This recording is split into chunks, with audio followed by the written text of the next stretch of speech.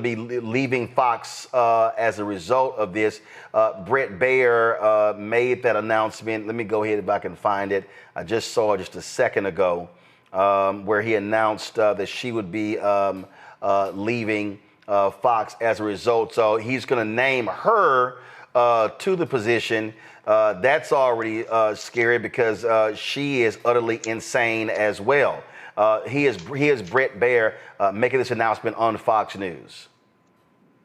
Here are some other headlines tonight, breaking just minutes ago. One of the co-hosts of The Five, Judge Jeanine Pirro, will be appointed interim United States Attorney for the District of Columbia. President Trump announced that on Truth Social just moments ago. Jeanine was Assistant District Attorney for Westchester County, New York, and then went on to serve as County Judge and District Attorney, where she was the first woman ever to be elected to those positions. She will be leaving Fox to take this position, and we obviously wish her well. More Fox News people in this administration. Also keep in mind, her husband was a tax cheat. You know what? I just left the Jasmine Crockett and Malcolm Kenyatta town hall at SiriusXM. And Greg, your folks said hi. Yes, ma'am. And she said something Representative Crockett said something so interesting. She said, notice that folks that are getting appointed to these roles are coming from Fox, because it's not about qualifications. It's not about the talent that can do the role. It's about who can message the loudest. And that was so poignant. And what's also very interesting and kind of scary are the folks, that can actually do the business. The people that have the institutional knowledge have, been let go or demoralized or, are being pushed out the door. So I am truly worried, as our Secretary of Defense has his makeup room.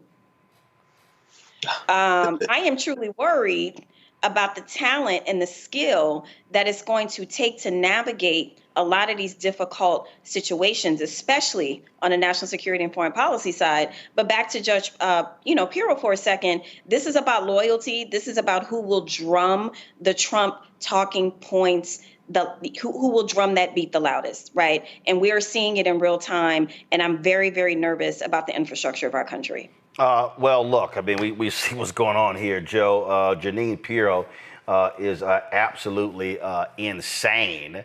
But that's what we're dealing with here. Quickly go to my iPad.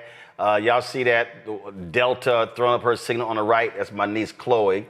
My sister just sent me, so she's getting her law degree from Texas Southern University, and so the graduation is happening right now. I literally just happened to pull it up, and then I saw her big head, so I just want to go ahead and show her. But anyway, Joe, I'll keep monitoring when she walks across the stage. But Joe, go right ahead. Well, congrats to your niece. My father-in-law went to Texas Southern as well, and I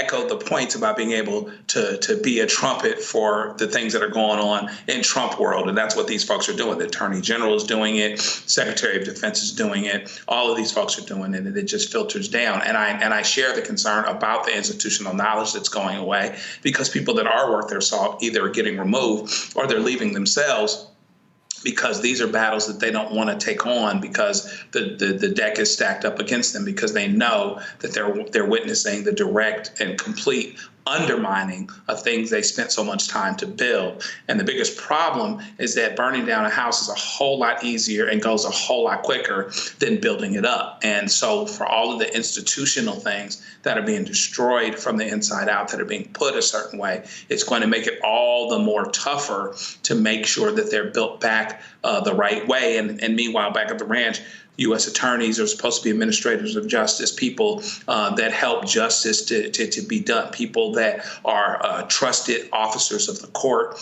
et cetera. What we hope, though, is that they traded one crazy person. They got rid of the Martin guy, but they traded one crazy person for another crazy person.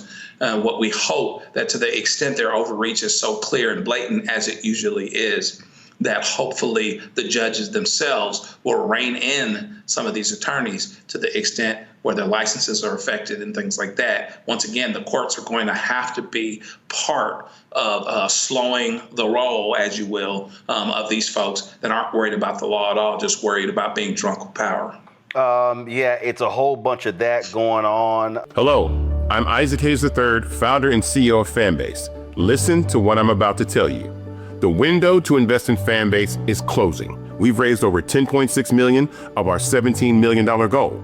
That means there's room for less than 6,370 people to invest in Fanbase for the average amount.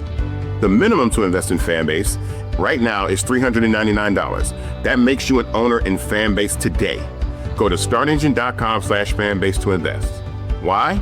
Because current social apps have taken advantage of users for far too long, with content suppression, shadow banning, harmful racist content, and no real tools for monetization and equity.